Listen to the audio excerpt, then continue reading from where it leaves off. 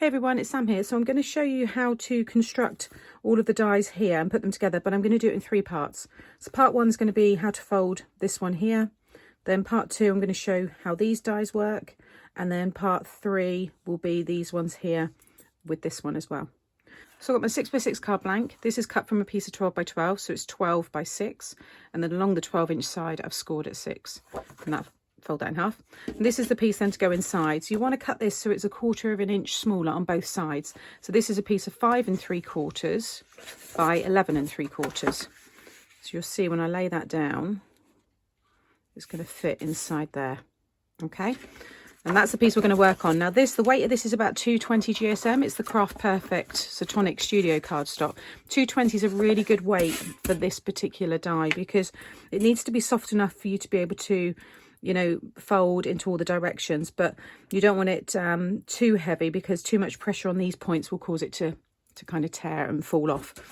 Not necessarily fall off, but just detach itself. So I found I've had no issues using a 220 GSM. So you're going to take this one and I'm going to use a little bit of tape. So you just want to make sure you've got an equal amount of cardstock each side here. So I think that's about right. I'm just going to pop some tape at that end and at this end and then run that one through. You might find that you need to add a shim across the middle here, so I just got the universal shim here. I've just folded it a few times and just pop it across the middle section there and then run that one through.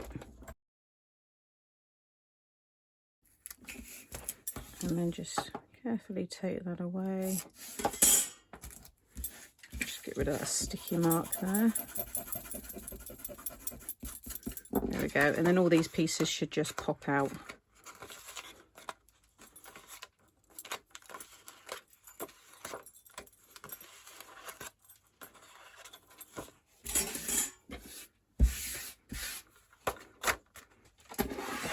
Okay, so for the folding, I like to use a ruler, and you've got your kind of 3 squares here, 1, 2, 3, or 2, 4, 6 rectangle pieces. You'll see there's a score line. If you pop your ruler on at the very end here and just push it up, so you're pushing it away from yourself, so you've got that valley fold, and then just pop your ruler over that score line and just pinch it over that one. So we've got a valley and a mountain. That one will become a valley, but if you go straight to the next one and just turn your ruler so you've got the mountain, and then you'll see you've got that valley there. So just sit it over and just push down on it, and then again just push on that. Put my ruler in again, and as you bring this up, you'll see everything else starts to come up as well. And then I'm just going to push the end of that so it's a valley. So you should have a valley, mountain, valley, mountain, valley, mountain, valley. Okay. These ones here, they're going to become valleys. So I'm just popping my ruler under here, just pushing up the score lines again here at the end, turn that into a valley, just fold it up, and then do the same on this side. And again on this side. And then these here on the very ends are mountains. You can see you've got this one here. There's a mountain. So you see everything else, you'll see that shape. Once you've done this a few times, then you'll know what you're doing. And play around on some copy paper, you know, just some scrap card first of all, just so you get a feel for how it all works. You can see there that shape. And then if you just focus on that middle score line that you put in, you want to fold the card in half. So I'm just pushing everything up with my hand, like so, and then just fold it flat. And then just burnish all of the folds, and now when I open that up, that really cool shape, and then you can just now attach this into your card blank. So if you just fold it flat,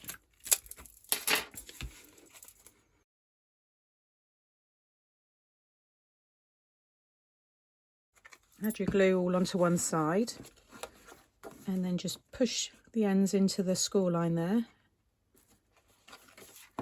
And then you can just make sure you've got a nice equal border on each side, and then just fold over this side, add your glue, and then just fold that over. Just make sure it's right in the corner there, and that way it will stand and it can stay open but you can also have it as a landscape as well. I'm just going to quickly show you how you can shape your pattern paper if you want to decorate around here, or maybe you'd like to add now like a white matte layer on top of this. I'll show you how you can do that. So I've already done that matte layer there. So all I did is you cut yourself a piece of 5.5 by 5.5, get the die and sit the little notches on the very edge there, and again make sure you've got an equal amount on each side, and then you just want to draw around the shape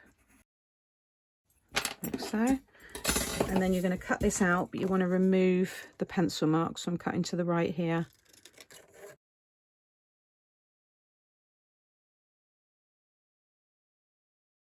Okay, and then you can just stick that now. So you could stamp on this, stamp your sentiment. This could be pattern paper. I quite like it plain, and then if you imagine like a floral display, you know, built up on this piece, I think it would look really nice. So just bring that one out a little bit. Just keep that same border. But now, how cool does that look when you've kind of framed it with that plain paper there? So that's how you put that one together. I'll just show you some examples of one decorated. So I've got this version here. This is using the stamp set Lovers in the Air. So I've just got the bride and groom, then all the different wedding icons and the archway there. But you can see all that lovely shape and the kind of style it gives you. And then there's this one here. Again, I love the kind of solid colour against the white because you really get to see all that detail in the folds there. And then there's this one here. My happy places, my home and garden. It's a sweet one. And another version is this one here. You can see there with all the trees and everything built up on them.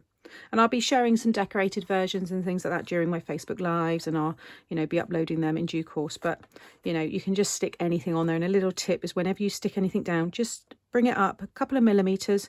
Don't have it completely flush with the bottom. If you can see, if I hold something up, I just put a little bit of orange card. Can you see the gap at the bottom here? You can see the orange card at the bottom. Just lift it up just a little bit and then stick it down. That way, when it folds, it's not going to catch on anything, and it's all going to close up nicely. So that's part 1, showing you how to put this one together. So look out for part 2 and part 3, and I will link them up here as well, so you'll be able to watch those next if you want to see how to put together any of the other dies. Thanks for watching, and I'll see you all again soon. Bye.